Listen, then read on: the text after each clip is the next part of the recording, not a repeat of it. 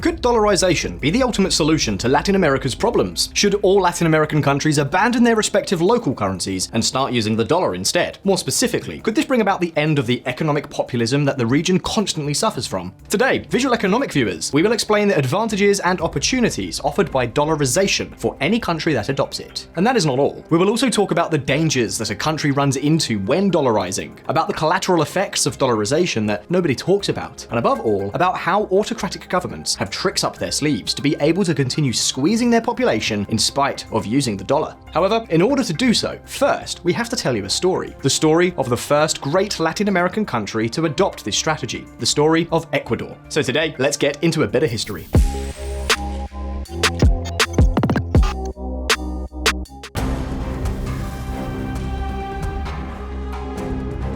In 1997, a terrible climatic phenomenon hit the coasts of Ecuador. This phenomenon, known as El Niño, consisted of a sudden rise in sea temperature that caused huge cyclones and floods that affected Ecuador terribly. More than 15,000 homes were damaged or destroyed. 29,655 people, including 292 deaths, were dealt with by public services. And as if that were not enough, after the disaster, serious diseases such as malaria and cholera spread throughout the country, indirectly affecting even more people. As you can imagine, all this chaos caused serious damage to the Ecuadorian economy, damages that amounted to about 17% of gross domestic product. To give you an idea, this was about 5 times the cost of public healthcare in the year 2000. So no, Ecuador did not exactly get off to a good start in 1997. But wait, because the Ecuadorian calamities had only just begun.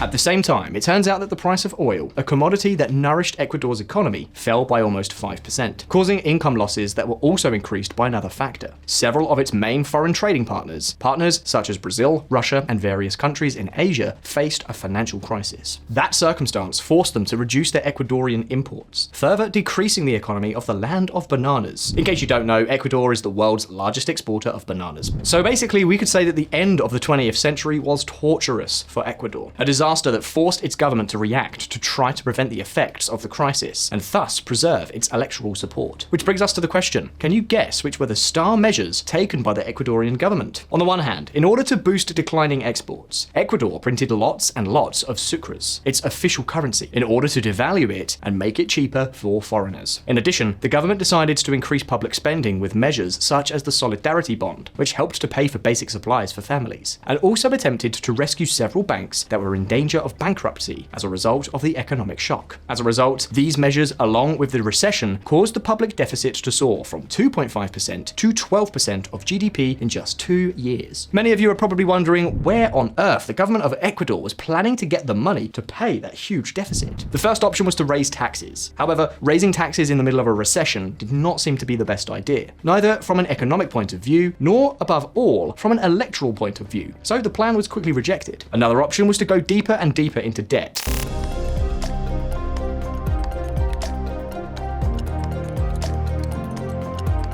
But of course, in a crisis like the one Ecuador was experiencing, where the banking system was hanging by a thread, very few people were willing to lend their money to the government. But then, what was the solution adopted by the Ecuadorian government that allowed them to obtain resources to face the crisis? Yes, you guessed it. As most of you are probably thinking, yes, indeed. What they did was to print money in the purest Latin style.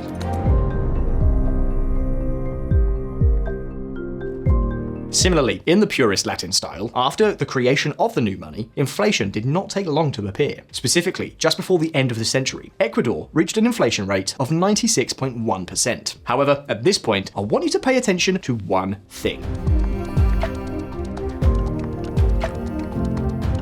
As of today, Ecuador is by far the country with the lowest inflation in all of Latin America. So what's the reason? I think you can imagine. After the crisis of 1997 and the galloping inflation that followed, the Ecuadorian economy collapsed. The state was on the verge of bankruptcy, and the financial system fell apart after the disappearance of 8 large banks. So the government had to hold on to its final option. Economic crisis forces Ecuador to abandon its own currency. Between 1999 and 2000, Ecuador officially launched its dollarization, and the effects of this move did not take long to appear. Only a few years after dollarization, the effects on inflation completely changed the paradigm, since having a foreign currency meant that inflation no longer depended on the Ecuadorian government, but depended mainly on the US government. Or in other words, that runaway inflation had become history.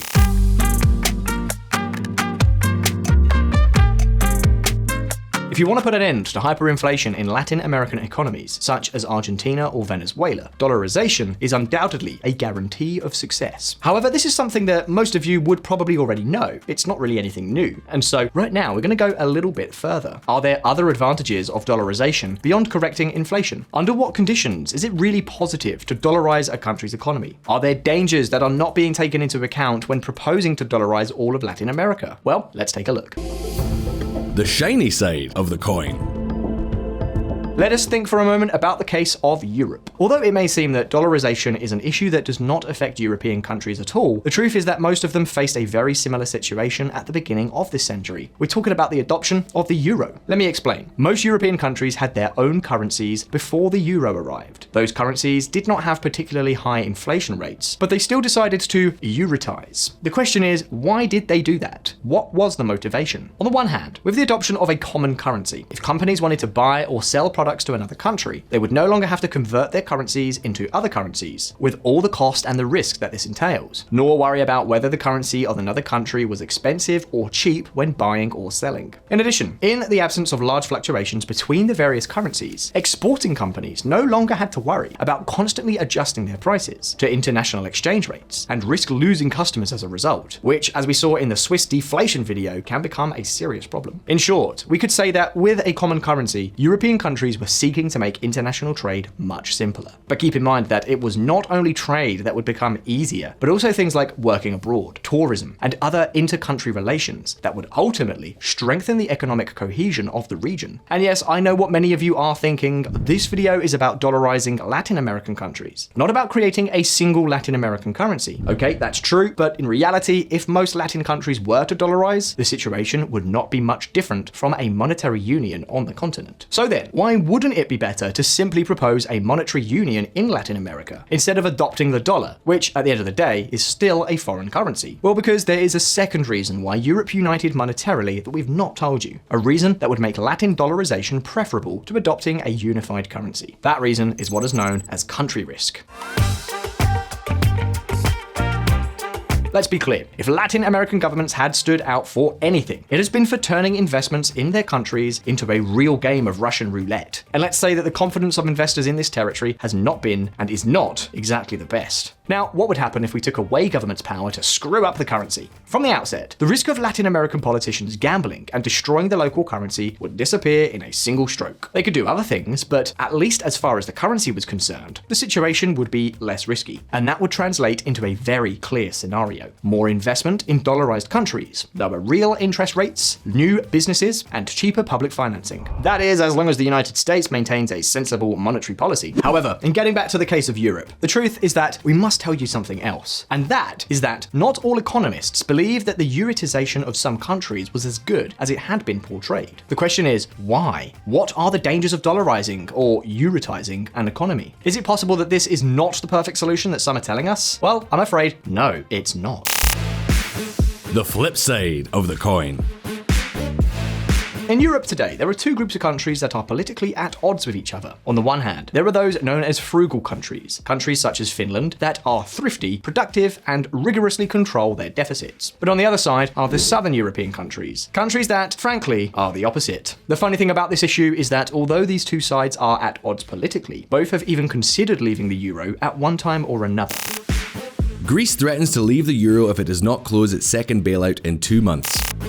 Finland prefers to leave the euro rather than pay the debts of countries such as Spain. Let's say that the problem is that the northern countries, being savers, want high interest rates, while the southern countries want low interest rates to be able to easily finance their public accounts. So far, those who have been winning this battle are the southern countries, which since the 2008 crisis have been completely dependent on the low rates set by the European Central Bank. In any case, the key issue is clear. Adopting a foreign currency, such as the dollar, not only means using it, but it also implies being subjugated to the monetary policy of the US government of the day.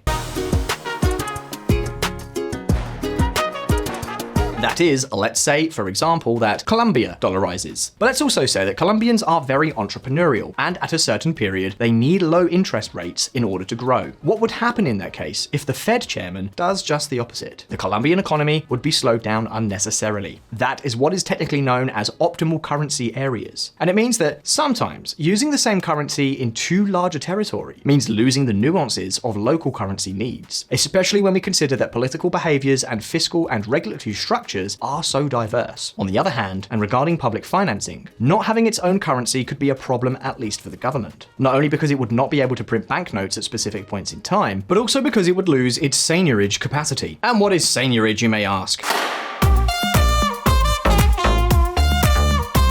In short, it's the central bank's income. Income like that of the Swiss central bank, which it obtains from buying lots of shares with its currency, and which you can find out about more in detail in the video we made previously on Visualeconomik, a video that I'll link for you in the description. However, these problems I've just described are the least important of all. When we talk about the example of Europe, to a greater or lesser extent, we're talking about functional economies with moderate spending control and reasonable growth. But let me ask you a question. What would happen if we dollarized a country and suddenly a new Venezuelan-style populist government arrives and starts to do its thing? Would dollarization be a break on its devious designs? Well, we don't need to imagine it because that has already happened, and it happened in Ecuador 7 years after its dollarization. Do you want to know how it played out? Let's take a look. The usurper of the currency. On 15th of January 2007, President Rafael Correa came to power for the first time in Ecuador. For those of you who don't know him, Correa was that kind of politician who defined himself as a leader of the 21st century socialism generation. He was a crony of the Hugo Chavez, Nestor Kirchner, and Evo Morales gang. And as is typical of this gang, as soon as he came to power, he began to carry out huge public policies with which to gain greater social support. Public policies that, as you can imagine, were not cheap. So that public spending soon multiplied. Whatever opinion we may have about the desirable level of public spending in Ecuador, what most of us surely can agree on is that in order to spend, we must first have the money to do so. However, we already know that in Correa's gang, the mantra was, spend first, pay later. So, plain and simple, all this enormous public spending was financed with debt, a debt that in just a few years reached levels higher than those of the 1998 Ecuadorian crisis. And the point is, no matter how much the government finances itself with debt, sooner or later, that debt has to be paid. In the governments of Venezuela or Argentina, the debt was paid by printing bills. But in Ecuador, the economy was dollarized, so Correa could not print bills. So that begs the question, what did he do? It was very simple. He raised taxes like there was no tomorrow. To give you an idea, just 1 year after Correa came to power, the tax on labor went from 25% to 35%, and the president also invented a new tax on investments that reached 5% in 2011. A tax so significant that in 2012, it accounted for 10% of all public revenue, and which naturally contributed to the country's economic development grinding to a halt.